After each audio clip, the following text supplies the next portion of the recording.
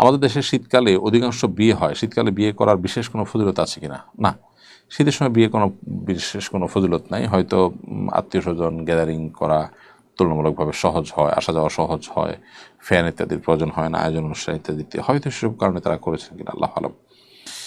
তবে শীতকালের সাথে বিবাহ করার কোনো সম্পর্কের কথা কোরআন হাদিস কোথাও বলা হয়নি। ইসলামের সৈনিক এর থেকে আপনি রেখেছেন, ফরজ নামাজে ইমাম সাহেবের প্রথম রাকাতে ফরজ ছুটে গেলে এবং দ্বিতীয় রাকাতে মনে হলে তখন করণীয় কি? ফরজ নামাজে ইমাম সাহেব প্রথম রাকাতে যদি কোনো ফরজ ছুটে যায় এবং দ্বিতীয় রাকাতে মনে হয়, যদি সেটাকে রিপিট করার সুযোগ থাকে করবেন, আর না হলে সেই নামাজ বা সে রাকাত আবার পড়তে হবে। কারণ হলো কোনো ফরজ যদি ছুটে যায় তাহলে সেক্ষেত্রে সেই রাকাত সহি বা শুদ্ধ হয় না। এটাকে নতুন করে পড়তে হয়, সহ দিয়ে কাভার করার মতো নয়।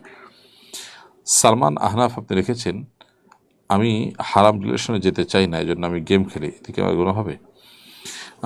হারাম রিলেশন থেকে বাঁচার জন্য গেম খেলা নয়, বরং আপনাকে হারাম রিলেশন থেকে বাঁচার জন্য অন্য কোনো ওয়ে বা পদ্ধতি অবলম্বন করতে হবে। ধরা যাক আপনি শারীরিক কসরতে মগ্ন হয়ে গেলেন, শারীরিক কোনো পরিশ্রমে লেগে গেলেন, অনেক বেশি ব্যস্ত হয়ে পড়লেন এবং বৈধ রিলেশনে যাওয়ার জন্য প্রচেষ্টা করলেন, এগুলো হলো সঠিক পথ। আপনি একটা ভুল পথ থেকে বাঁচার জন্য আরেকটা ভুল পথে যাচ্ছেন, যেটা সঠিক নয়।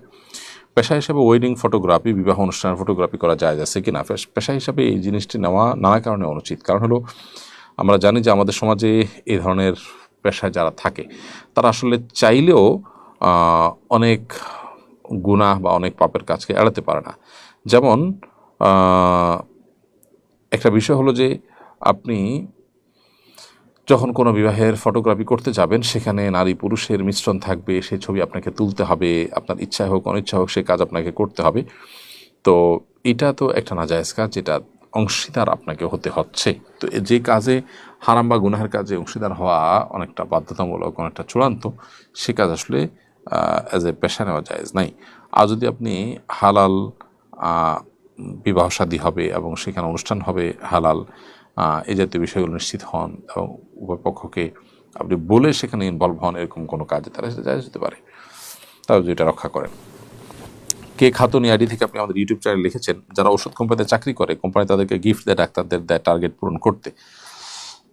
যদি রিপ্রেজেন্টেটিভ তার টার্গেট পূরণ করতে পারে তাহলে কি ওই গিফট তিনি ব্যবহার করতে পারেন? তার বিক্রি টার্গেট পূরণ করলে তাকে কোনো পুরস্কার দিয়ে কোম্পানির যদি বলে তাহলে সেটা তিনি নিতে পারেন, কোনো অসুবিধা নেই।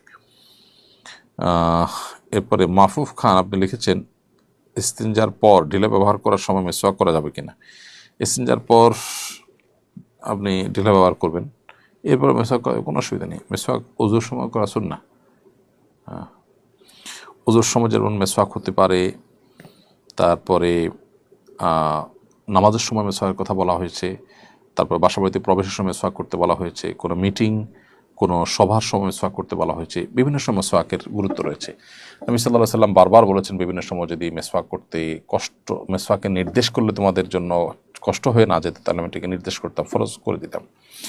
তো এত গুরুত্বপূর্ণ মেসওয়াক, এই জন্য ইস্তিনজার পর ঢেলার পর অপবিত্র অবস্থায় মেসওয়াক করা যেতে পারে। অর্থাৎ এখন উজু করেন নাই, বিনা উজুতে আসেন, এই অবস্থায় মেসওয়াক করতে পারেন।